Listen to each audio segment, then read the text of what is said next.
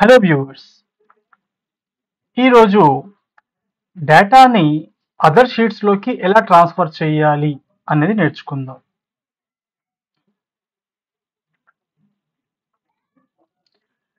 Right, ఇక్కడ చూడండి 2020 data ఉంది. నెక్స్ట్ 21, 22 ఇవన్నీ కూడా మనకి డేటా ఉంది. మనం ఫిల్టర్లో చూసుకుంటే ఇక్కడ మనకు ఉన్నాయి కదండి, ఇయర్ వైజ్ మనకు డేటా ఉంది. మనకేం కావాలి? ఇది ఇయర్ వైజ్ అనేది మనకు వేరే వేరే షీట్స్లోకి కావాలి, లేకపోతే కేటగిరీస్ ఉన్నాయి, కేటగిరీ వైజ్ కావాలి, లేక ప్రోడక్ట్ వైజ్ కావాలి, లేక మంత్ వైజ్ కావాలి. ఇలా కావాలి అంటే మనము కట్ పేస్ట్ చేసుకుంటే ఏమవుతుంది, చాలా టైం పడుతుంది. ఓకే, దీన్ని సార్ట్ చేసుకొని సెలెక్ట్ చేసుకొని పేస్ట్ చేసుకొని అంటే చాలా టైం పడుతుంది మనకి. అలా కాకుండా క్విక్గా ఈ పని కావాలంటే ఎలా చేయాలో చూద్దాం. ముందుగా మనం ఏం చేద్దాం, పైవట్ టేబుల్ అనేది క్రియేట్ చేద్దాం. ఓకే, టేబుల్లో క్లిక్ చేసేసి ఇన్సర్ట్ ట్యాబ్కి వెళ్ళి పైవట్ టేబుల్ ఓకే చేయండి. ఇప్పుడు ఇక్కడ డేట్ క్లిక్ చేయండి, రోస్లో వచ్చేసింది. దీంతో పాటు మనకి క్వార్టర్స్, మంత్స్, డేట్ ఇవన్నీ కూడా వచ్చేసాయి. నెక్స్ట్ కేటగిరీ అనేది కాలమ్స్లో వేసుకుందాం. ఇక ఇక్కడ క్వాంటిటీ సోల్డ్ కానీ టోటల్ సేల్స్ కానీ ఏదైనా ఒక రెండింటిలో కూడా వాల్యూస్ ఉన్నాయి. అయితే నేను టోటల్ సేల్స్ నాకు కావాలి కాబట్టి వాల్యూస్లో వేసేసాను. ఇలా మనకు ఇయర్ వైజ్ ఇవన్నీ కూడా వచ్చేసాయి. ఇక్కడ దీన్ని కొలాప్స్ చేసుకుంటే ఇయర్లో క్వార్టర్స్ ఉన్నాయి, క్వార్టర్స్లో మంత్ ఉంది, మంత్లో డేట్స్ ఉన్నాయి. ఓకే, ఇక్కడ మనకు గ్రాండ్ టోటల్ అనేది చూపిస్తుంది. ఓకేనా, నాకేం కావాలి, ఇవన్నీ కూడా ఒక్కొక్కటిగా 2020 అనేది ఒక షీట్లో, 2021 ఇంకో షీట్లో, నాకు ఇయర్ వైజ్ కావాలి, ఇలా ఒకే దగ్గర కాకుండా. అప్పుడు ఎలా చేయాలో చూద్దాం.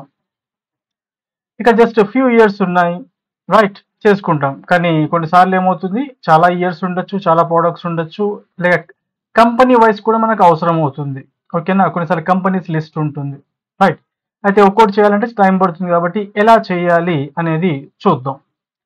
అయితే ఫస్ట్ ఏం చేయాలి, మనము ఇయర్ వైజ్ కావాలి కాబట్టి మనం ఫిల్టర్ చేసుకోవాలి దాన్ని. ఓకేనా, ఏం కావాలి మనకి, ఇయర్ వైజ్ కావాలి కదా, రైట్. ఈ ఇయర్స్ ఏం చేసుకుందాం, మనము ఫిల్టర్లో వేసేసుకుందాం. రైట్, ఇది వేసేసుకున్నాం. ఇక్కడ చూడండి ఇయర్స్ డేట్ అనేది వచ్చేసేసింది. ఇక్కడ చూడండి ఇయర్స్ పోయాయి, ఎందుకంటే ఫిల్టర్లోకి వెళ్ళిపోయింది కాబట్టి. ఓకేనా, ఇక్కడ Q1, Q2 వచ్చేసాయి. ఇప్పుడు ఇక్కడ మనకి ఇయర్స్లో ఏమైనా అన్వాంటెడ్ ఏమైనా ఉన్నాయా చూద్దాం. ఆల్లోకి వెళ్ళేసి చూస్తే ఇక్కడ చూడండి మనకు ఇవన్నిటిపైన ఫిల్టర్ చేస్తుందంట. అయితే మనకు ఇవి మాత్రమే కాదు, 22, 24 కావాలి. ఇవి రెండింటిపైన మనకు అవసరం లేదు. అయితే ఏం చేయాలి, సెలెక్ట్ మల్టిపుల్ ఐటమ్స్ క్లిక్ చేసేసి ఏవైతే వద్దో వాటిని మనం ఆ చెక్ బాక్స్ క్లియర్ చేసేసుకొని ఓకే చేయాలి. ఇప్పుడు పైవట్ టేబుల్, ఎక్కడైతే పైవట్ టేబుల్ అనలైజ్ ట్యాబ్ ఉందో ఇక్కడ pivot table drop down list click చేసి ఆప్షన్స్లో show report filter pages okay చేస్తే చూడండి ఇక్కడ మనకు ఇయర్ వైజ్ అనేవి వచ్చేసాయి. ఓకేనా, 2020 ఇది 2021, రైట్. 2020లో ఎంత ఉందండి, గ్రాండ్ టోటల్ 6720, 2021లో 3660. ఓకేనా, 22లో ఇలాగా వచ్చేసేసింది అనమాట. మనం దీన్ని మరి రైట్ ఆ రాంగ్ గా తెలుసుకోవాలంటే ఎలా కన్ఫర్మ్ చేసుకోవాలి. సపోజ్ ఇప్పుడు ఇది 2020లో ఎంత ఉంది, 6720 ఉంది. ఓకేనా, మనము ఈ షీట్ 14లోకి వెళ్ళి చూస్తే మనది ఇదే కదా మెయిన్. ఇప్పుడు ఇక్కడ ఏం చేద్దాం, మనము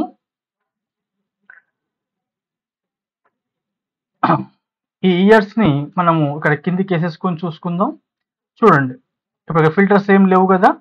2020లో ఎంత ఉంది, 6720, మరి అంతే ఉందా, ఎస్. 2021లో ఎంత ఉంది, 3660. చూడండి ఇక్కడ 3660 ఎగ్జాక్ట్లీ. అయితే ఇవన్నీ ఒక చోటు ఉన్నాయి, ఇవన్నీ మనకు విడివిడిగా వచ్చేసాయి. ఓకేనా, ఇలాగా చూసుకోవచ్చు. ఇప్పుడు దీన్ని డీటెయిల్గా వెళ్తే ఇప్పుడు 2020లో ఎన్ని క్వార్టర్స్ ఉన్నాయి, ఎన్ని క్వార్టర్స్ డేటా ఉంది, 2 క్వార్టర్స్ డేటా ఉంది. ఇప్పుడు దీన్ని ఎక్స్పాండ్ చేసుకుంటే అంటే ప్లస్ బటన్ క్లిక్ చేసుకుంటే మనకి డీటెయిల్స్ వస్తాయి. Q1లో ఓన్లీ మార్చిదే ఉంది, ఏ డేట్స్లో ఏమేమి ఉంది అని చూపిస్తుంది. ఓకేనా, ఇక్కడ మీకు సబ్ టోటల్స్ కనుక వద్దు అనిపిస్తే ఏం చేయొచ్చు మీరు, ఓకే, ఇక్కడ పైవట్ టేబుల్ డిజైన్లోకి వెళ్ళేసేసి గ్రాండ్ టోటల్స్ ఈ sub totals, do not show sub totals అంటే ఏమవుతుంది, సబ్ టోటల్స్ పోతాయి. ఓకేనా, మనకు గ్రాండ్ టోటల్ అనేది వచ్చేస్తుంది. ఓకేనా, ఇలాగా. ఓకే, Q2ది ఇక్కడ వచ్చేసింది. ఒకవేళ మీకు వద్దు అనుకుంటే ఏం చేయండి, కొలాప్స్ చేసేసుకోండి, సరిపోతుంది. ఓకేనా, ఇలా మనకు రిజల్ట్ చూపిస్తుంది.